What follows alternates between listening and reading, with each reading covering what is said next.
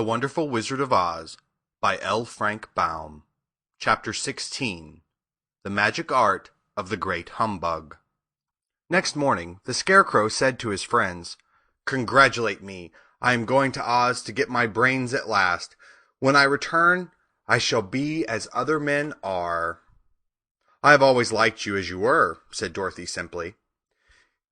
"It is kind of you to like a Scarecrow," he replied. "But surely you will think more of me when you hear the splendid thoughts my new brain is going to turn out."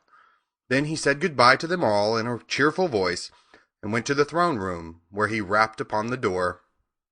"Come in," said Oz. The Scarecrow went in and found the little man sitting down by the window, engaged in deep thought. "I have come for my brains," remarked the Scarecrow, a little uneasily. "Oh, yes, sit down in that chair, please," replied Oz. "You must excuse me for taking your head off, but I shall have to do it in order to put your brains in their proper place." "That's all right," said the Scarecrow. "You are quite welcome to take my head off, as long as it will be a better one when you put it on again." So the wizard unfastened his head and emptied out the straw. Then he entered the back room and took up a measure of bran, which he mixed with a great many pins and needles. Having shaken them together thoroughly, he filled the top of the Scarecrow's head with the mixture and stuffed the rest of the space with straw, to hold it in place. When he fastened the Scarecrow's head on his body again, he said to him, "Hereafter you will be a great man, for I have given you a lot of brand new brains." The Scarecrow was both pleased and proud at the fulfillment of his greatest wish, and having thanked Oz warmly, he went back to his friends. Dorothy looked at him curiously. His head was quite bulged out at the top with brains. "How do you feel?" she asked. "I feel wise indeed," he answered earnestly.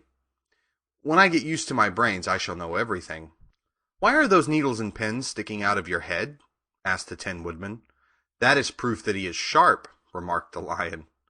"Well, I must go to Oz and get my heart," said the Woodman. So he walked to the throne room and knocked at the door. "Come in," called Oz, and the Woodman entered and said, "I have come for my heart." "Very well," answered the little man, "but I shall have to cut a hole in your breast so I can put your heart in the right place. I hope it won't hurt you." "Oh, no," answered the Woodman. "I shall not feel it at all." So Oz brought a pair of tinsmith's shears and cut a small square hole in the left side of the Tin Woodman's breast. Then, going to a chest of drawers, he took out a pretty heart, made entirely of silk and stuffed with sawdust. "Isn't it a beauty?" he asked. "It is indeed," replied the Woodman, who was greatly pleased. "But is it a kind heart?" "Oh, very," answered Oz. He put the heart in the Woodman's breast and then replaced the square of tin, soldering it neatly together where it had been cut.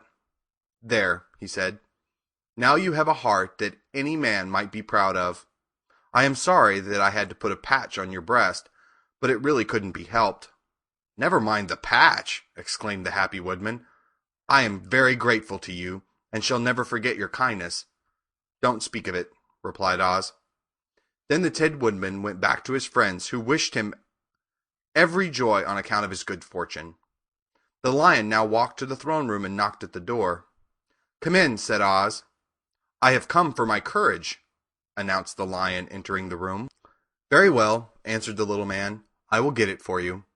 He went to a cupboard and, reaching up to a high shelf, took down a square green bottle, the contents of which he poured into a green gold dish, beautifully carved. Placing this before the Cowardly Lion, who sniffed at it as if he did not like it, the wizard said, "Drink." "What is it?" asked the Lion. "Well," answered Oz, "if it were inside of you, it would be courage. You know, of course, that courage is always inside one, so that this really cannot be called courage until you have swallowed it. Therefore, I advise you to drink it as soon as possible." The Lion hesitated no longer, but drank till the dish was empty. "How do you feel now?" asked Oz. "Full of courage," replied the Lion, who went joyfully back to his friends to tell them of his good fortune. Oz, left to himself, smiled to think of his success in giving the Scarecrow and the Tin Woodman and the Lion exactly what they thought they wanted. "How can I help being a humbug?" he said. when all these people make me do things that everybody knows can't be done? It was easy to make the Scarecrow and the Lion and the Woodman happy, because they imagined I could do anything. But it will take more than just imagination to carry Dorothy back to Kansas, and I'm sure I don't know how it can be done. End of chapter 16.